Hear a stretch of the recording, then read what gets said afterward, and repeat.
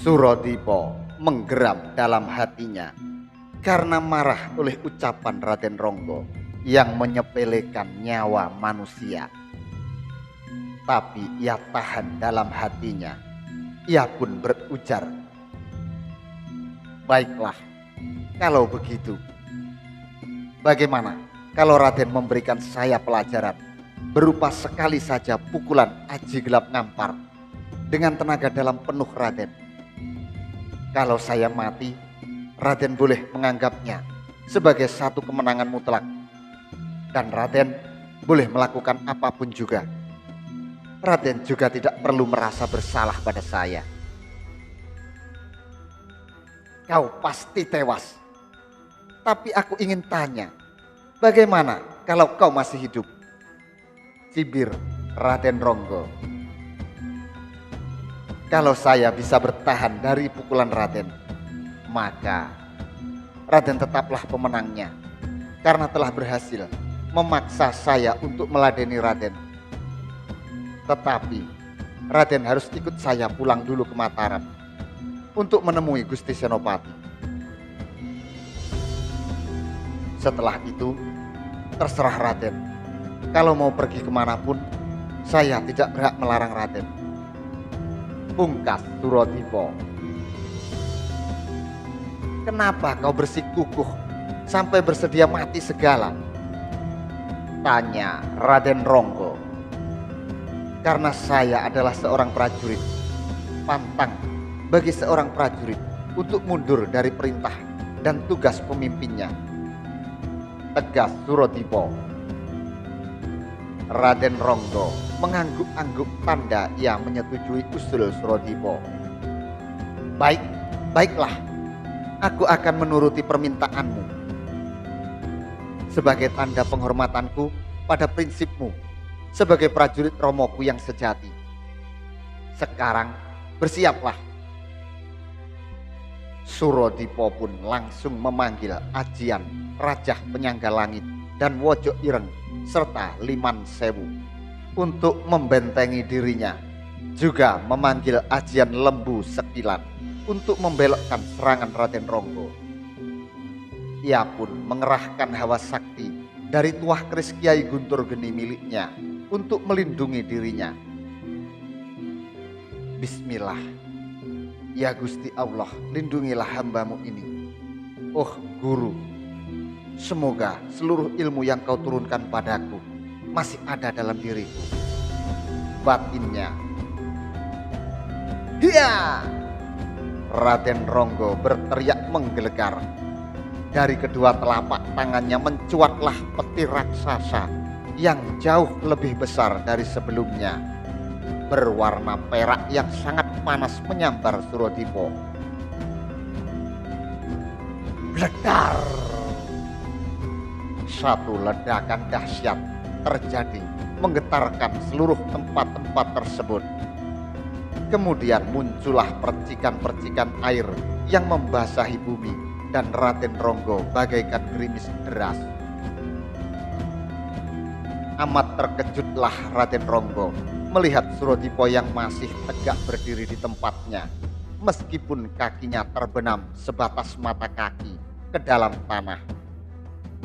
Dari sekujur tubuhnya mengeluarkan asap putih kebiru-biruan. Surodipo pun membuka matanya. Untunglah dia sanggup menerima ajian gelap ngampar dari Raden Ronggo yang menggunakannya dengan tenaga dalam penuh dan baik. Hanya saja jantungnya berdegup kencang dan nafas tersengal-sengal karena terjadi bentrokan tenaga dalam yang dahsyat. Tanpa ia berusaha menyerang balik Raden Ronggo. Ya, Surodipo benar-benar hanya mempertahankan dirinya.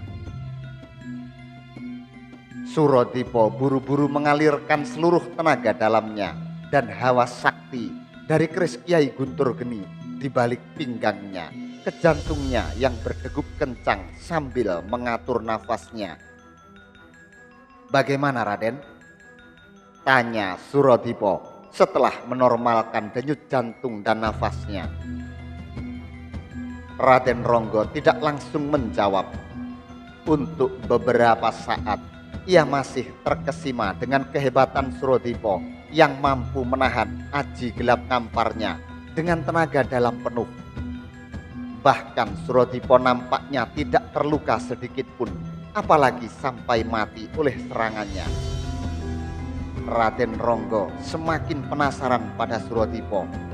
Namun sebagai kesatria sejati, ia pun harus memenuhi janjinya. Baiklah, sesuai dengan janji kita, aku mengaku kalah. Tidak salah Romo dan Eyang Juru Mertani mengangkatmu menjadi orang kepercayaan mereka. Tidak salah orang-orang Mataram menjulukimu sebagai Elang Mataram. Raden tidak kalah. Raden tetap menang seperti perjanjian kita, ujar Surodipo. Tapi tiba-tiba Raden Ronggo melompat ke atas, kemudian melesat menerobos kegelapan hutan, meninggalkan Surodipo dengan kecepatan yang fantastis. Lalu terdengarlah suaranya menggema di seantero hutan tersebut. Surodipo, kali ini aku harus mengakui keunggulanmu. Aku juga jadi semakin penasaran padamu. Jadi lain kali aku akan menantangmu lagi. Tapi aku juga sudah bertekad untuk melanglang buana meninggalkan Mataram. Sampaikan saja pada Romoku apa adanya. Surodipo termangu mendengar pernyataan dari Raden Ronggo tersebut. Ia juga merasa percuma untuk mengejar Raden Ronggo, karena salah-salah Raden Ronggo akan kembali menantangnya. Ia hanya bisa mendengus kesal karena untuk kali pertama ia gagal melaksanakan perintah dari Senopati. Dengan hati menahan kedongkolan akibat ulah Raden Ronggo, ia pun melesat pulang ke Balai Kademangan Mataram. Malam itu juga, meskipun sudah menjelang subuh, Surodipo melaporkan semuanya pada Senopati dan Ki Juru Mertani sesuai dengan kenyataannya. Senopati dan pamannya hanya bisa menggeleng-gelengkan kepalanya mendengar semua laporan dari Surodipo. Ya sudah, dalam hal ini kamu tidak bersalah Surodipo. Karena Tole Ronggo itu memang, ya, begitu itu sifatnya, sulit untuk dihadapi, ujar Ki Juru Mertani. Benar, sekarang kamu beristirahatlah, pungkas Senopati. Sendika Gusti, hormat Surodipo lalu meninggalkan mereka. Senopati hanya bisa tertunduk muram mendapati kelakuan putra sulungnya yang sangat sulit diatur tersebut. Bahkan sekarang ia berani menantang seorang prajurit tinggi Mataram dan nyaris menyelakainya. Untunglah Surodipo yang ia tugaskan untuk menyusul Raden Ronggo. Sebab kalau prajurit yang lain mungkin sekarang hanya tinggal namanya saja. Paman yakin suatu saat nanti Tole Ronggo pasti akan pulang kembali. Kamu hanya perlu berdoa saja, Nger. Saran Ki Juru. Senopati mengangguk. Paman, saya sudah menyerah mendidik Ronggo. Maka dari itu, sepulangnya Ronggo nanti, saya akan menitipkannya pada paman agar dia mendapatkan pendidikan layaknya orang-orang Selo. Ki Juru Mertani pun mengangguk sambil tersenyum. Tentu, Nger, dengan senang hati paman akan mendidiknya agar dia bisa menjadi wong Selo yang sejati.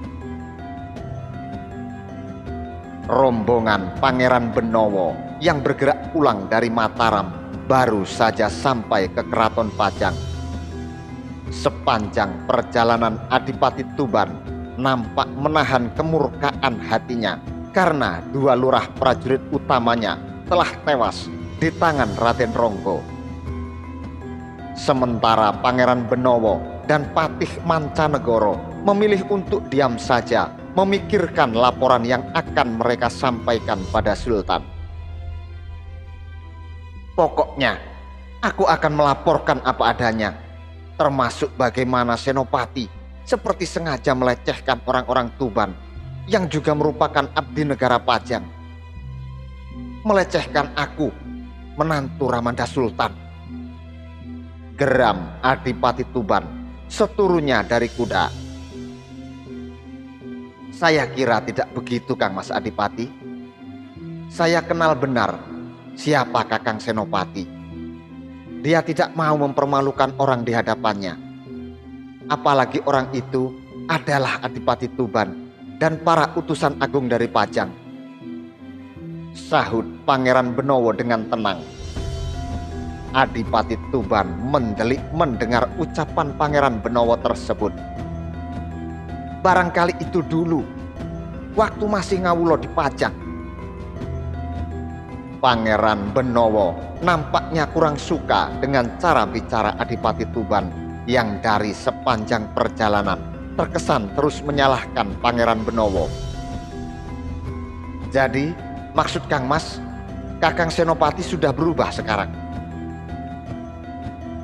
Semuanya bisa berubah, tukas Adipati Tuban. Kalau keadaan berubah dan rupanya putra paman pemanahan itu sudah merasa besar, sudah melebihi para pangeran adipati. Kang Mas Adipati, Pangeran Benowo langsung memotong seraya memegang pundak Adipati Tuban karena dirinya merasa tidak nyaman untuk terus berdebat dengan Adipati Tuban. Sungguh terlalu dini melihat orang hanya dalam sekejap, hanya dengan sekali pertemuan, termasuk menilai apakah pembangunan di Mataram itu punya tujuan-tujuan seperti yang dikhawatirkan orang selama ini. Saya khawatir laporan-laporan yang sesungguhnya masih keliru. Itu bisa menyebabkan keputusan Ramanda keliru pula. Akibatnya, rakyat kecil yang makin menderita. Mendengar pendapat Pangeran Benowo tersebut bukan membuat Adipati Tuban menjadi tenang. Ia malah semakin naik pitam. Dadanya kembang kempis menahan nafsu. Nafsunya semakin memburu. Aku malah makin tidak mengerti dengan jalan pikiranmu, Dimas. Adipati Tuban kemudian menghempaskan tangan Pangeran Benowo dari pundaknya. Lawang sudah jelas tingkah laku Senopati dan Mataram itu kok. Apa tari bek sarangin Raden Ronggo itu bukan suatu pertanda kalau mereka sebenarnya menunjukkan kekuatan mereka pada kita, bahwa Mataram sudah mempersiapkan sebuah kekuatan besar. Mereka seperti sengaja menunjukkan kesaktian mereka pada kita. Mereka seolah menunjukkan bahwa mereka kebal terhadap kekuatan Pajang. Coba simak dengan lebih seksama. Pangeran Benowo menghela nafas, kemudian menggelengkan pelan kepalanya seraya tersenyum kecil mendapati cara Adipati Tuban yang mendebatnya dengan sangat emosional, yang sangat tidak elok pada masa itu.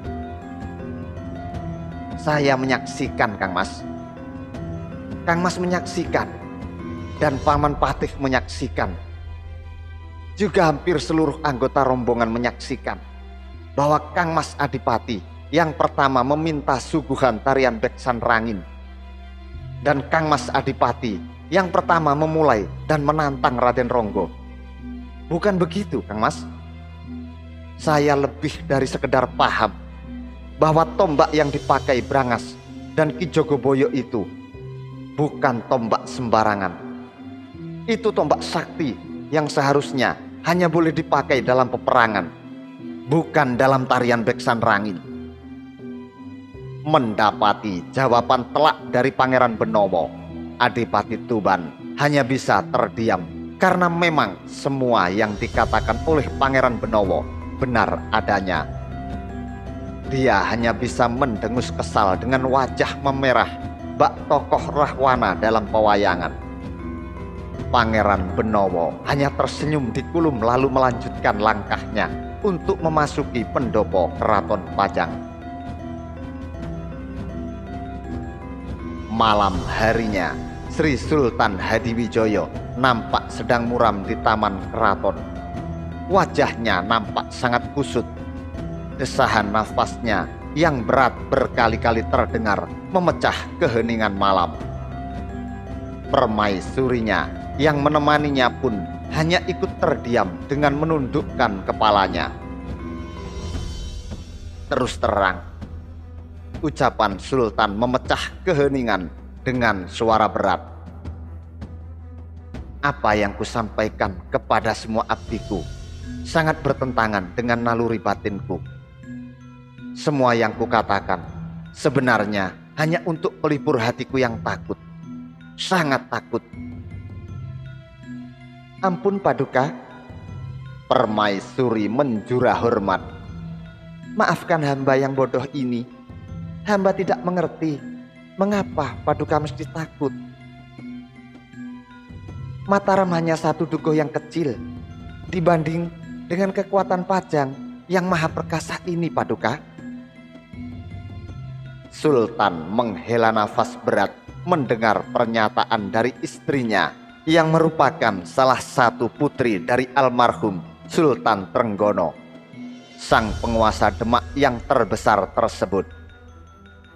Dinda, kau masih ingat Wirayatuya Kanjeng Sunan Giriprapen yang pernah kuceritakan bahwa suatu hari di tanah Mataram akan muncul raja besar yang menguasai tanah Jawa, dan bagi siapapun yang berani mengganggu apalagi menggempur tanah Mataram untuk menggagalkan takdir dari sang maha kuasa tersebut akan terkena bilahi, akan mendapat kehancuran. Bukankah suatu hari itu belum tentu sekarang, Paduka? Tanya Permaisuri. Belum tentu itu. Bisa memang belum tentu, atau memang tentu. Bukankah begitu, Dinda? Ucap Sultan sembari menatap kosong ke arah kolam air mancur taman keraton. Permaisuri terdiam mendengar ucapan suaminya tersebut. Dalam hatinya ingin benar ia menyarankan untuk memadamkan setitik api yang mulai menyala di Mataram.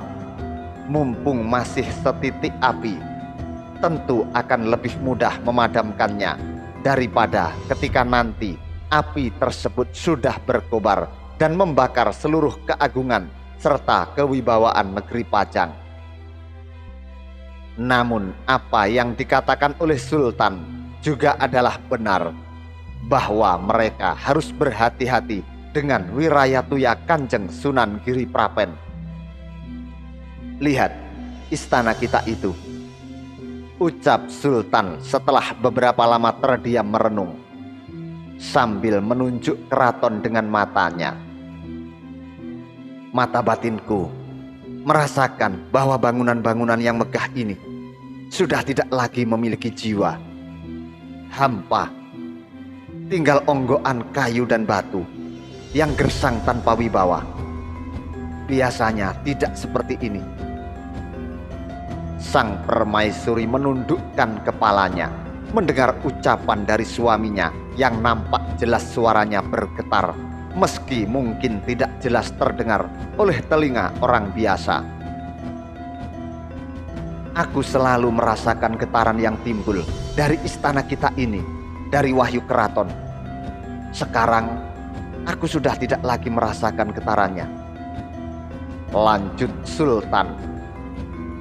Duh Paduka, Permaisuri sudah tak dapat menahan gelora di hatinya lagi. Ia menangis sambil merangkul bahu Sultan. Sultan pun memeluknya. Senopati anakku, sebenarnya aku sangat menyayangi dia. Sejak kecil kurawat seperti anakku sendiri. aku limpahkan seluruh kasih sayangku, bahkan lebih besar daripada kepada anak-anak kandungku sendiri. Aku turunkan seluruh ilmuku kepadanya. Aku berikan dia gelar Senopati ing Alogo, Sayyidin Panotogomo, yang menggetarkan bagi siapapun yang mendengarnya ketika aku beri dia tugas untuk menaklukkan Bang Wetan. Kutambahkan gelar Panembahan ketika mengangkatnya menjadi penguasa Mataram. Dia selalu membuatku bangga dengan keberhasilannya melaksanakan tugasnya.